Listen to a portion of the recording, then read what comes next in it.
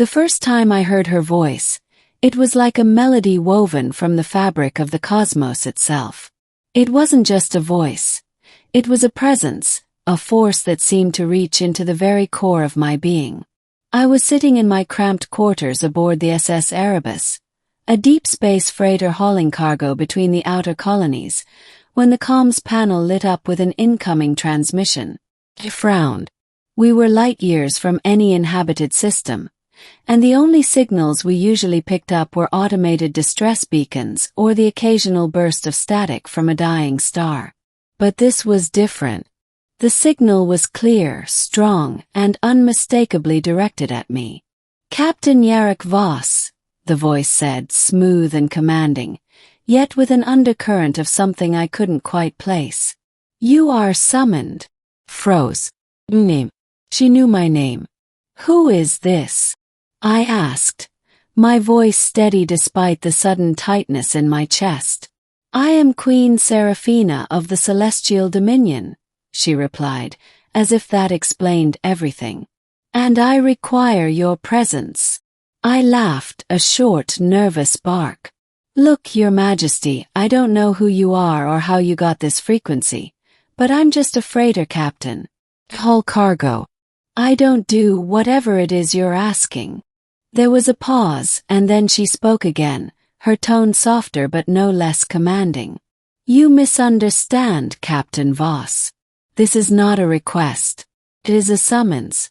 And you will come." The transmission ended abruptly, leaving me staring at the now silent comms panel. I shook my head, trying to dismiss it as some kind of prank or malfunction. But deep down I knew it wasn't. The voice had been too real, too otherworldly. 2 days later, the Erebus was intercepted by a ship unlike anything I'd ever seen. It was sleek and elegant, its hull shimmering with an iridescent sheen that seemed to shift colors as it moved. It dwarfed my freighter, and yet it moved with a grace that belied its size. A docking request came through, and I hesitated for only a moment before granting it. What choice did I have? This ship could have blown me out of the void without breaking a sweat. The airlock hissed open, and I found myself face to face with a squad of armored guards. Their armor was as ornate as their ship, etched with intricate patterns that seemed to glow faintly. They didn't speak, simply gestured for me to follow. I was led through a series of corridors that seemed to stretch on forever, the walls lined with what looked like living vines that pulsed with a soft, golden light. The air was thick with the scent of something sweet and floral, and the faint hum of energy filled the space around me. Finally, I was brought to a grand chamber, its ceiling so high it was lost in shadow. At the far end of the room, seated on a throne that seemed to be carved from a single massive crystal, was Queen Seraphina. She was breathtaking. Her skin was a deep, rich bronze, and her hair cascaded down her shoulders like a waterfall of liquid silver. Her eyes were the color of molten gold, and they seemed to pierce right through me. She was dressed in a gown that shimmered like the night sky, dotted with tiny points of light that twinkled like stars. "Captain Voss," she said, her voice as mesmerizing as it had been over the comms. "You came." I swallowed hard, trying to find my voice. I didn't exactly have a choice. She smiled, a small, enigmatic curve of her lips. "There is always a choice, Captain. You chose to answer my summons. That is what matters. What do you want from me?" I asked, my voice steadier than I felt. She rose from her throne, her movements fluid and graceful, and descended the steps until she was standing before me. She was taller than I expected, her presence overwhelming. "I want you," she said simply, and blinked. "Excuse me. You are a man of unique qualities, Captain Voss. I've been watching you for some time. Your courage, your resourcefulness, your resilience. These are traits I value. And what does that have to do with me?" I asked, my heart pounding in my chest. She reached out, her fingers brushing against my cheek. Her touch was warm, electric, and I felt a shiver run down my spine. "I want you to be my consort," she said, her voice low and intimate. "To share my bed, my throne, my power. To rule by my side." I stared at her, my mind racing. This had to be some kind of joke, some elaborate ruse.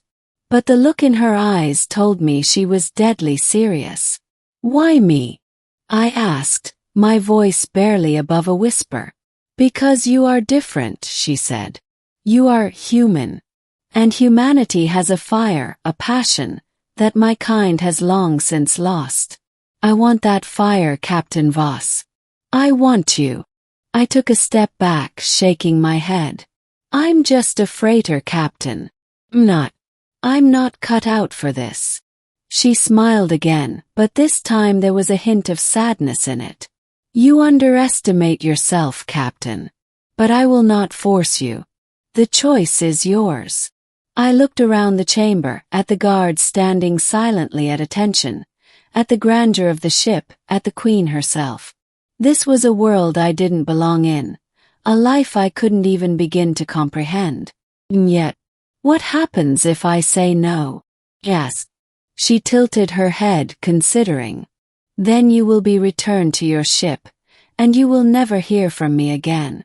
But know this, Captain Voss.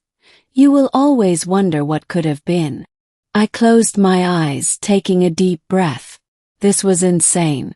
Absolutely insane. And yet, there was a part of me that was drawn to her, to the promise of something more, something greater. "All right," I said, opening my eyes and meeting her gaze. "I'll do it." Her smile widened, and she reached out to take my hand. "You will not regret this, Captain Voss. I promise you." The days that followed were a whirlwind of opulence and intrigue. I was given quarters that put my freighter's cramped cabin to shame, and I was dressed in clothes that felt like they were spun from starlight. I was introduced to the court, a collection of beings from a dozen different species, all of whom regarded me with a mixture of curiosity and disdain. But it was the nights that truly changed me. Nights spent in Queen Seraphina's bed, her body pressed against mine, her lips whispering secrets of the cosmos in my ear. She was a lover like no other, her touch igniting a fire within me that I hadn't known existed. And yet, as the days turned into weeks, I began to notice something. The Queen's attention, once so focused on me, began to wane.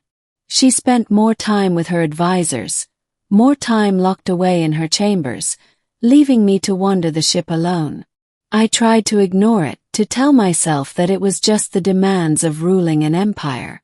But the doubt gnawed at me, growing stronger with each passing day. Finally, I confronted her. "What's going on, Seraphina?" I asked, my voice tight with frustration. "You brought me here, made me your consort, and now it's like I don't even exist." She turned to me, her golden eyes filled with a sadness that took me by surprise.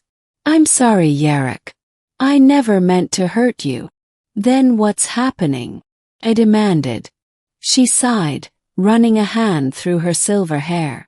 "My people, they do not approve of you. They see you as a weakness, a distraction. And they are not entirely wrong. I have allowed myself to be consumed by you. And in doing so, I have neglected my duties.